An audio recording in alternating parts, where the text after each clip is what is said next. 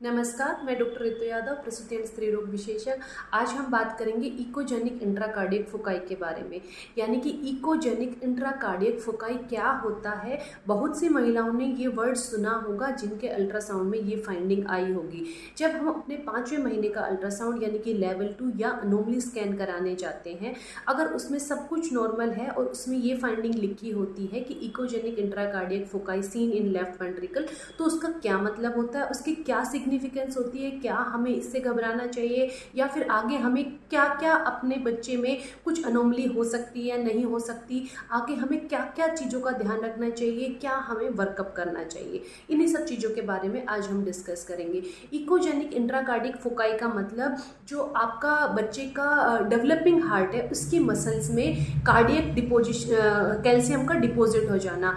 ये कैल्शियम का डिपॉजिट आपके डाइटरी कैल्शियम सप्लीमेंट से कोई लेना देना नहीं होता है, ना ही आप जो कैल्शियम खा रही हैं वो जाके बच्चे के हार्ट में जमा हो जाता है।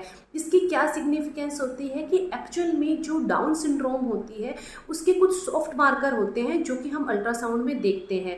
उन सॉफ्ट मार्कर्स में से एक सॉफ्ट मार्कर है इकोजेनिक इंट्राकार्डियक फोकाई। ऐसे ही कैल्शियम डिपॉजिट इकोजेनिक फोकाई किसी और अंग में भी हो सकते हैं, जैसे कि आंतों के अंदर इकोजेनिक इंट्रा जो है कार्डियक फोकाई के अलावा बावल्स में भी ये इकोजेनिक फोकाई मिल सकते हैं। इकोजेनिक बावल उसको हम बोलते हैं। अगर ये फोकाई बहुत सारी जगह पर मिलते हैं या कुछ और सॉफ्ट मार्कर भी होते हैं वो हमें पाए जाते हैं, तो डेफिनेटली फिर हम आगे इवेल्युएशन करते हैं कि आपके बच्चे में डाउन सिंड्रोम है या नहीं। लेकिन सिर्फ अगर सिंगल इकोजेनिक इंट्राकार्डियक फोकाई पाया जाए या मल्टीपल इकोजेनिक इंट्राकार्डियक फोकाई पाए जाए और कोई सॉफ्ट मार्कर हमें डाउन सिंड्रोम का नहीं मिलता है, तो हमें ज़्यादा घबराने की बात नहीं होती, क्योंकि पूरे वर्ल्ड में अराउंड 4 to 5% जो वीमेन हैं उनके अल्ट्रासाउंड में ये फाइंडिंग हो सकती है। और जो एशियन कंट्री है उसके अंदर ये जो है कुछ ज़्यादा परसेंटेज इंट्राकार्डियक फोकाई की मिलती है। अराउंड 10 to 12% में ये इकोजेनिक कार्डियक फोकाई जो है मिल सकता है। लेकिन क्योंकि ये अगर हमारे अल्ट्रासाउंड में आ गया है तो हमें जरूर गायनेकोलॉजिस्ट आपको बताएंगे कि जो है इसकी सिग्निफिकेंस क्या है और आप आगे क्या क्या जो है वर्कअप कराएं, ताकि हम जो है आपकी प्रेगनेंसी की जो है रिस्क एवेलुएट कर सके और आपको बता सके कि आपके बच्चे को डाउन सिंड्रोम का कोई खतरा नहीं है। तो इसमें जो सबसे पहले होता है, क्योंकि लेवल 2 के टाइम में आपके जो वीक्स होते हैं वो 18 से 20-22 हफ्ते के बीच में होते हैं, तो हम आपकी रिस्क इवेलुएट करते हैं बेसिस ऑन आपके पहले डुअल मार्कर हुआ है इस प्रेगनेंसी में, हम इस टाइम आपको क्वाड्रपल मार्कर सजेस्ट कर सकते हैं, जिससे हमें रिस्क पता चलती है कि आपको ट्राइसोमी 21 यानी कि डाउन सिंड्रोम की कितनी रिस्क है।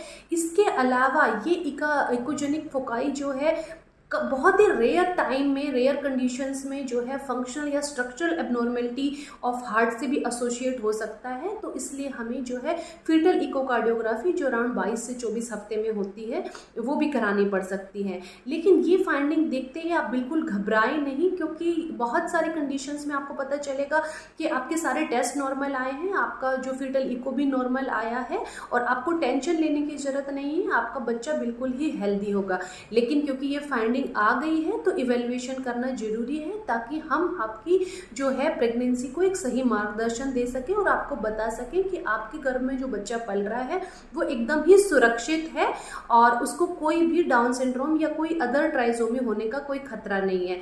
लेकिन जो हम टेस्ट कराते हैं ये सिर्फ एक स्क्रीनिंग टेस्ट है जिनसे हमें पता चलता है डाउन सिंड्रोम होगा या नहीं होगा।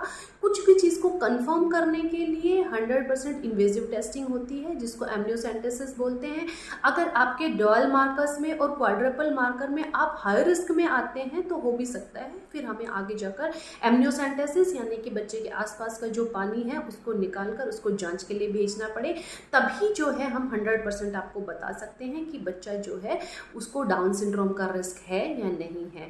आशा करती हूँ ये थोड़ी सी जानकारी आपके लिए कुछ ना कुछ लाभदायक साबित होगी और इसी तरह की जानकारी जानने के लिए हमारे चैनल से जुड़े रहे। Thank you so much.